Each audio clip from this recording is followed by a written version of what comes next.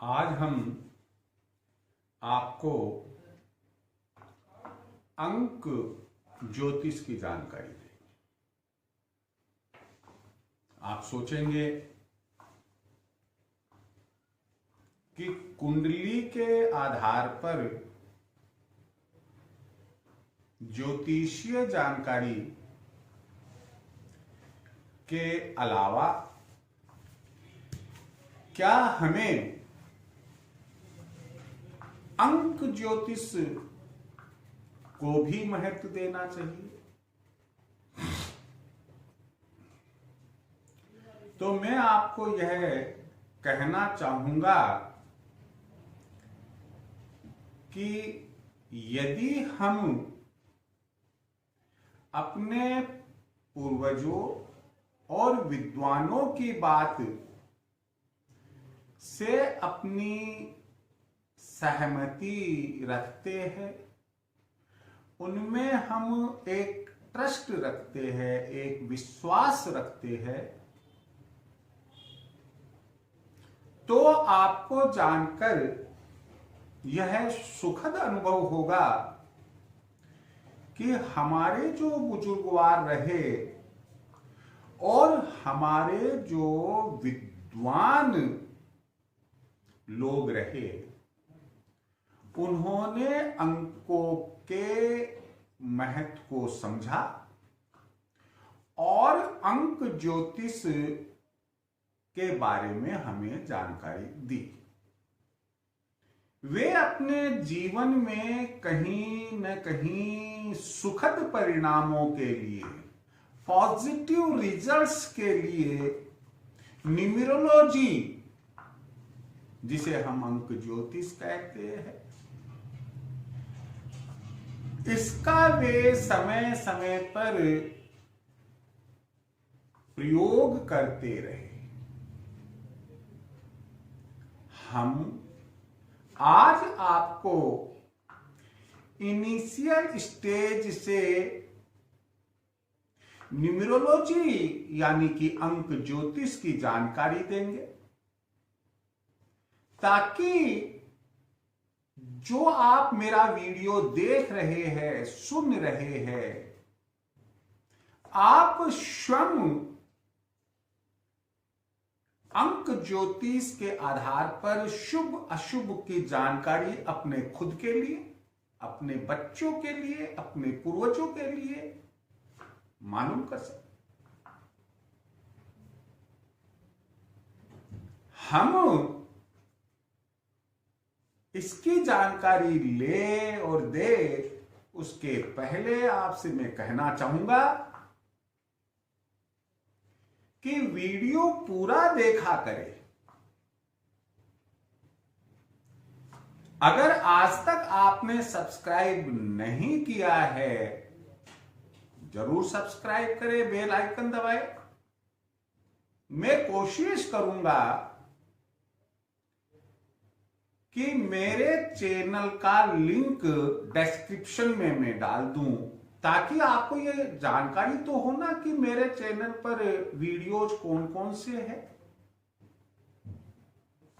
अब हम अंक ज्योतिष की तरफ बढ़ते हैं। मानव सभ्यता में मूल अंक, रूट नंबर्स केवल 9 है। कहां से शुरू होता है? 1 2 3 4 5 6 7 8 और 9।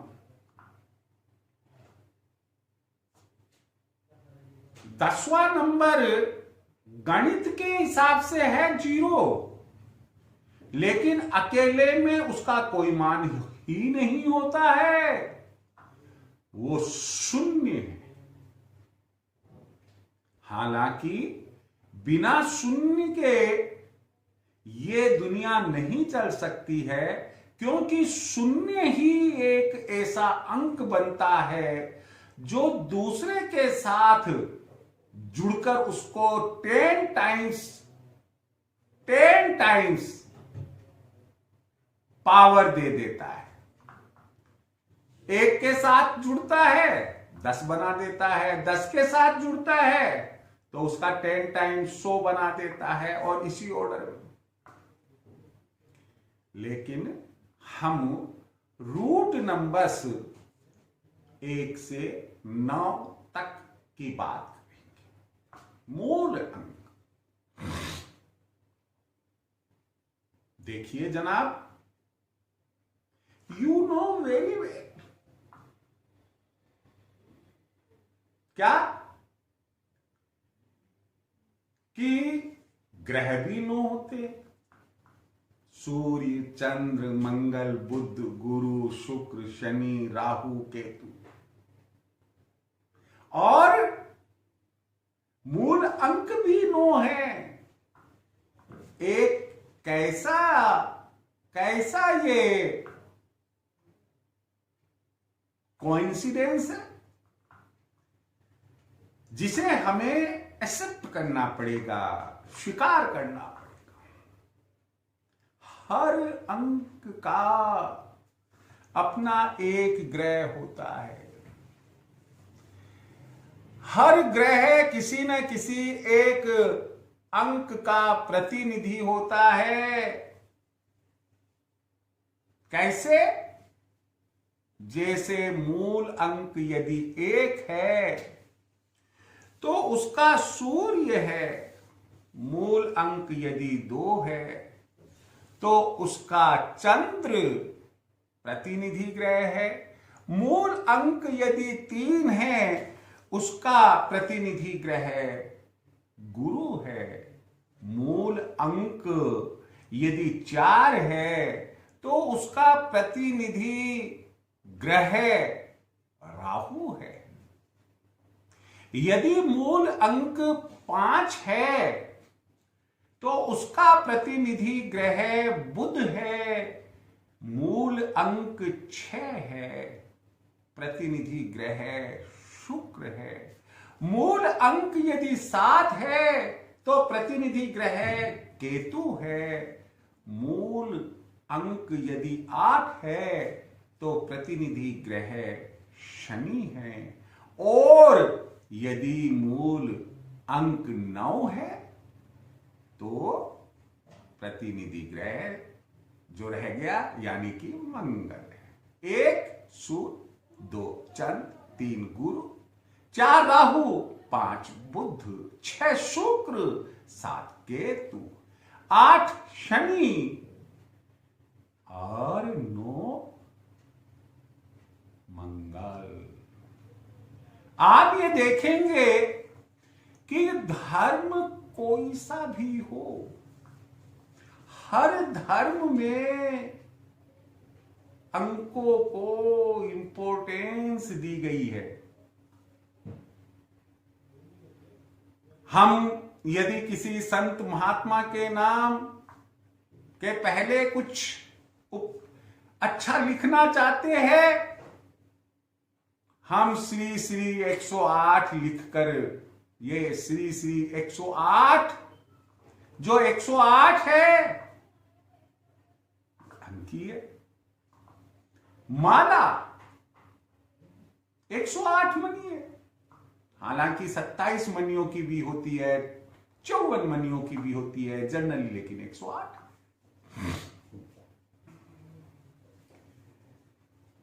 अगर हम इस्लाम धर्म में देखते हैं तो सबसे उत्तम जो अंक माना जाता है 786। हम मंत्र ज्योतिष में, मंत्र विद्या में देखते हैं तो अंकों की सहायता से ही बीसा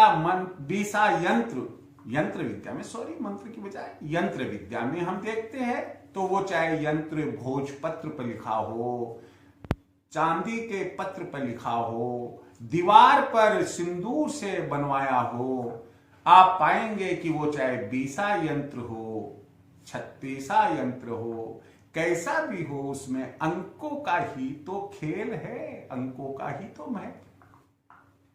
अरे भाई इतनी देर हो गई, लेकिन स्वामी जी अंक ज्योतिष तो बताओ। तो अंक ज्योतिष शुरू होती है आपके जन्म की तारीख से, कि आपने कौन सी तारीख को जन्म लिया है। जिस तारीख को आपने जन्म लिया है वह तारीख से निकाला हुआ एक अंक मूल अंक कहलाता है। यदि आपने 2 तारीख को जन्म लिया है तो अकेले एक अंक की ही उसमें संख्या है, लेकिन यदि आपने 11 तारीख को जन्म लिया है तो एक अंक बनाने के लिए 11 में 1 और 1 इस प्रकार लिखा हुआ है, हम 1 + 1 = 2 यानी कि 2 लाएंगे। यदि किसी का जन्म 23 तारीख को हुआ है तो उसका जो अंक मूल होगा वो 2 + 3 यानी कि 5 होगा। यदि 25 तारीख को जन्म हुआ है तो 2 + 5 7 होगा अंक। इस तरह से जन्म की तारीख से पहला मूलांक ज्ञात करेंगे, इसे मूल अंक। कई विद्वानों ने इसे मूल अंक मूलांक की संज्ञा दी है। मूलांक ज्ञात तो आप ये जानना चाहेंगे कि क्या ये मूलांक से ही हमारा भविष्य जाना जाएगा? हां, लेकिन इसकी सत्यता, इसकी सार्थकता इसमें कम है। तो फिर तो पहली बात तो ये कम क्यों है? क्योंकि देखो भाई, हर महीने और हर साल में वो तिथि तो आती है, वो डेट तो आती है, लेकिन हर महीने और हर साल प्लेनेट्स यानी कि जो प्रकृति में ग्रह है, जन्म के समय क्या जो ग्रह हमारे जिस तारीख को, जिस महीने और जिस साल में थे, वही उसी तारीख को हर महीने हर साल में रहेंगे ना? ऐसा संभव ही नहीं है। और जब ऐसा संभव नहीं है तो उस परिस्थिति में हम ग्रहों की चाल के आधार पर केवल जन्म तिथि को बेस आधार कदापि नहीं बना सकते। फिर आप सोचेंगे तो फिर हमें क्या करना चाहिए? आपको जिस जातक के लिए, जिस व्यक्ति के लिए, जिस बच्चे के लिए, जिस स्त्री पुरुष के लिए आपको अंक ज्योतिष द्वारा भविष्यवाणी करनी है, कुछ बताना है, अच्छा बुरा बताना है, आप पूछे उनसे कि भाई आपकी date of birth, date of month और डेट ऑफ ईयर क्या है? वापस सुन लो। अंग्रेजी की तारीख, अंग्रेजी का महीना और अंग्रेजी का वर्ष क्या है? जैसे किसी की यदि जन्म तिथि 11 जनवरी 1960 है, तो यहां पर हम जो एक अंक प्राप्त करेंगे वो कैसे? 11 जनवरी 1960। 1 + 1 + 0 + 1 + 1 + 9 + 6 + 0। 1 और 1 2, जीरो जोड़ा फिर 2 रह गया, फिर 1 जोड़ा 3, फिर 1 जोड़ा 4 और 4 और 9 13, 13 और 6 19, 19। लेकिन ये 2 अंक है, हमें 1 अंक चाहिए। 1 + 9 10, फिर ये 2 अंक आगे 1 + 0 1। तो यहां पर उसका यह अंक, नियंत्रक अंक, कंट्रोलिंग नंबर 1 होगा। वापस बोल रहा हूं, 11 जनवरी, 1 + 1 2, 11 तारीख का जनवरी पहला महीना +1 3, 1960, 3 + 1 4 + 9 13 + 6 19 + 0 19, और 19 में 1 और 9 है, इन दोनों का सम किया, टोटल लगाया तो 1 और 9 10, इसमें फिर 1 और 0 आया, दोनों का सम किया, 1 + 0 = 1। इसे हम कंट्रोलिंग नंबर कहेंगे, और अंक ज्योतिष में अधिकांश विद्वान इसे संयुक्तांक कहते हैं, और इसे भाग्यांक के नाम से भी जाना जाता है। अंक ज्योतिष में सर्वाधिक महत्व इसी का है। अब जिस जातक का, जिस व्यक्ति के लिए जिसका जन्म 11 जनवरी 1960 को हुआ, यदि अंक ज्योतिष के आधार पर आपको कुछ शुभ अशुभ बताना है, तो ऐसी परिस्थिति में आप उन्हें एक बात तो कह सकते हैं कि आपका जो प्रतिनिधि ग्रह है वह सूर्य है। क्यों? कि नंबर 1 का प्रतिनिधित्व सूर्य के द्वारा किया जाता है। यहां एक बात ध्यान रखना, केवल कंट्रोलिंग नंबर मालूम कर लेने से हमारे जीवन की घटना प्रति घटना की पूरी जानकारी नहीं मिलेगी।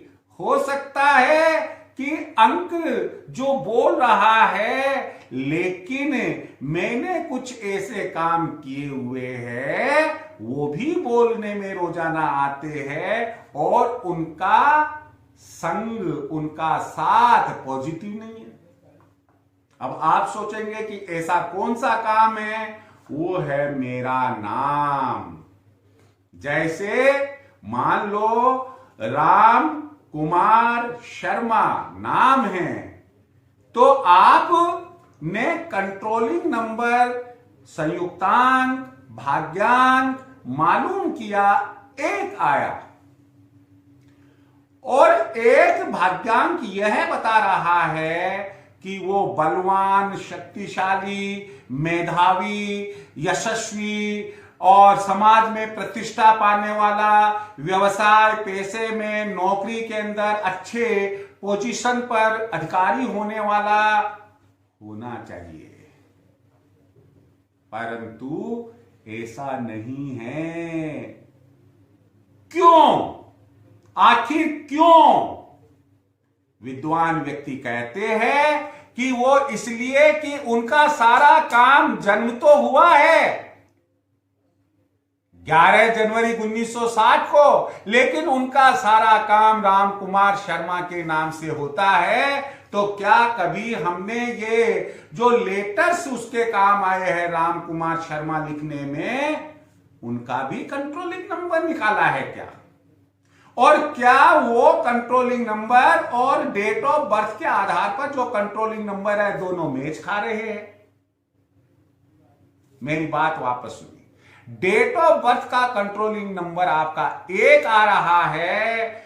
मान लो राम कुमार शर्मा से आपका जो कंट्रोलिंग नंबर है वह 1 नहीं बल्कि 4 आ रहा है।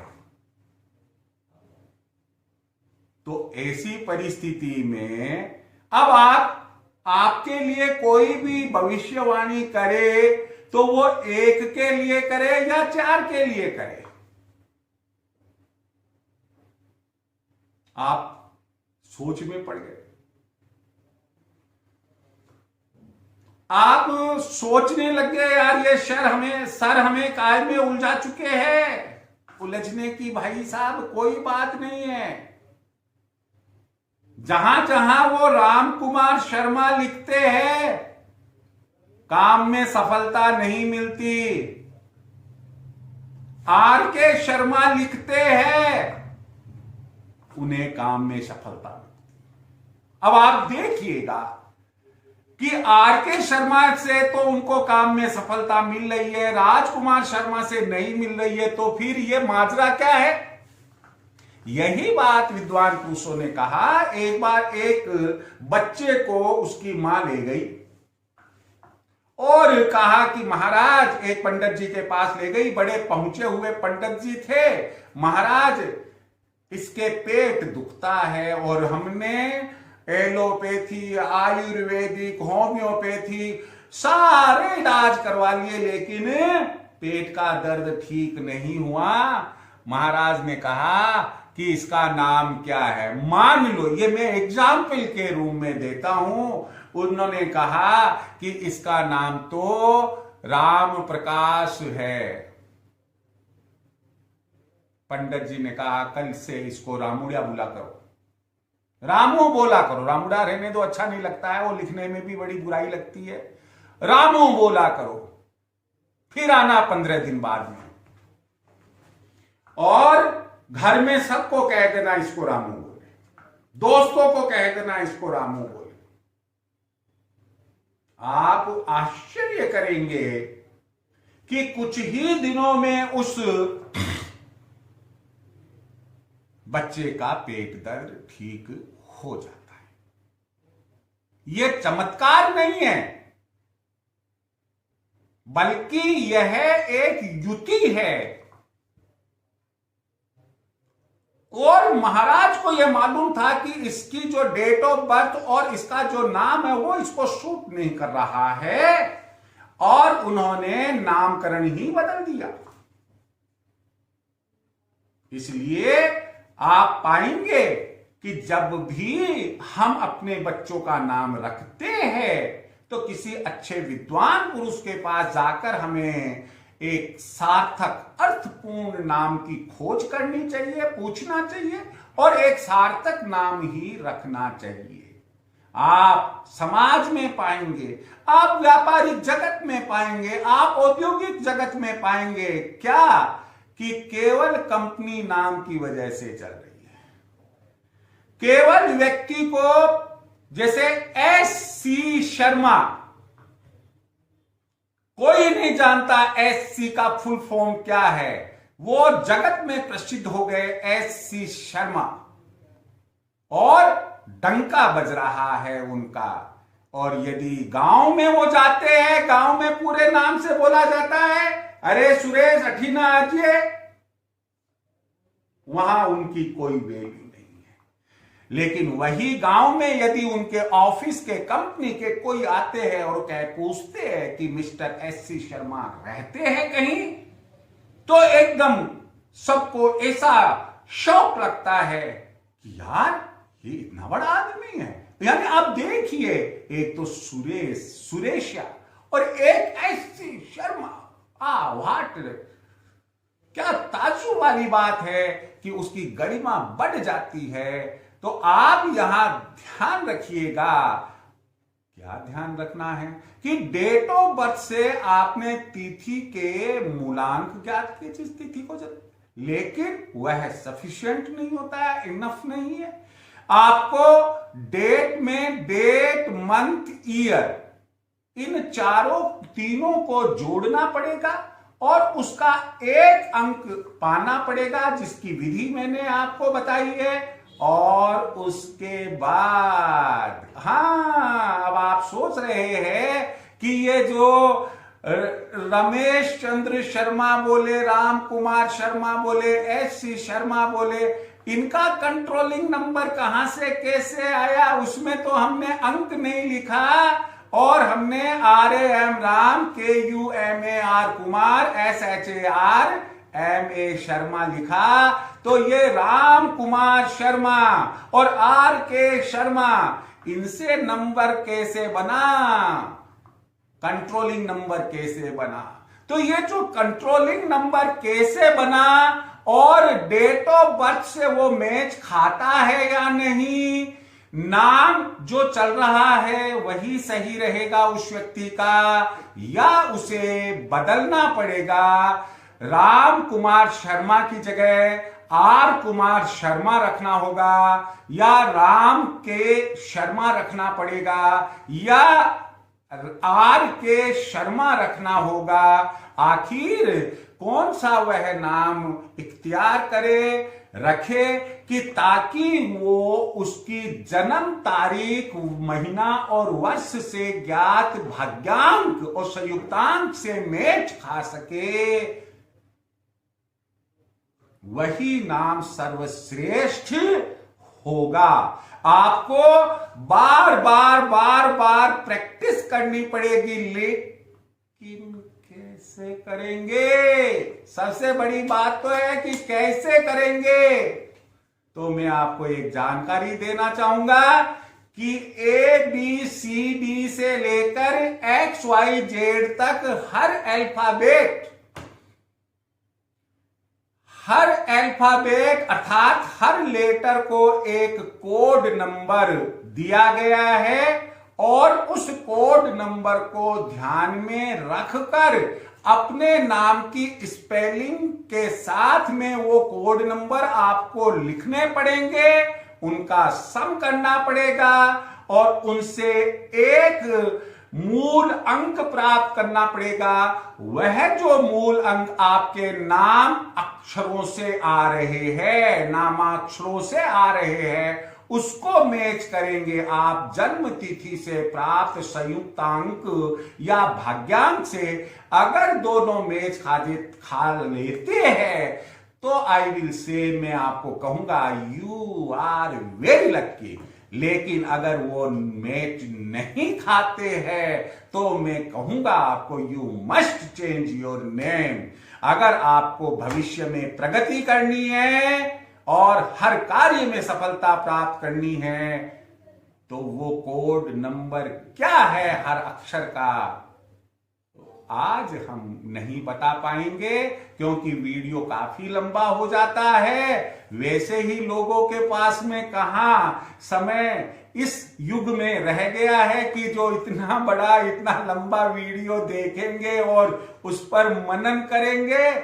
अगले वीडियो में हम आपको इसकी जानकारी देंगे, एक अच्छा सा एग्जाम्पल लेंगे और उसके आधार पर आपको जानकारी देंगे। और आप ये देखिएगा इस दरमियान कि आप अपने व्यावहारिक जीवन में, देखिए बहुत महत्वपूर्ण बात बता रहा हूं मैं इस वक्त, आप ऑब्जर्वेशन कीजिए कि आप किस महीने में स्वस्थ रहते हैं। साल में कौन से महीने होते हैं जब आपके स्वास्थ्य पर विपरीत प्रभाव पड़ता है, कौन से महीने ऐसे होते हैं जब आपको आर्थिक लाभ होता है, कौन से महीने ऐसे होते हैं जब आपको आर्थिक नुकसान होता है, आपको कौन से मकान का नंबर अच्छा लगता है, आपको गाड़ी का नंबर कौन सा अच्छा लगता है।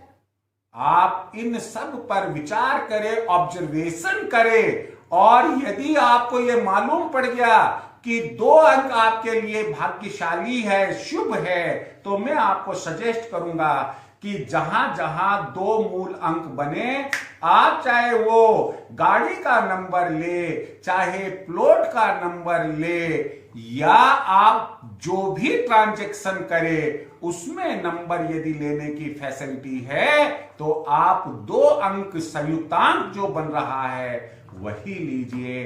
अभी हम यहीं पर इसे विराम देना चाहेंगे। अगले एपिसोड तक जय श्री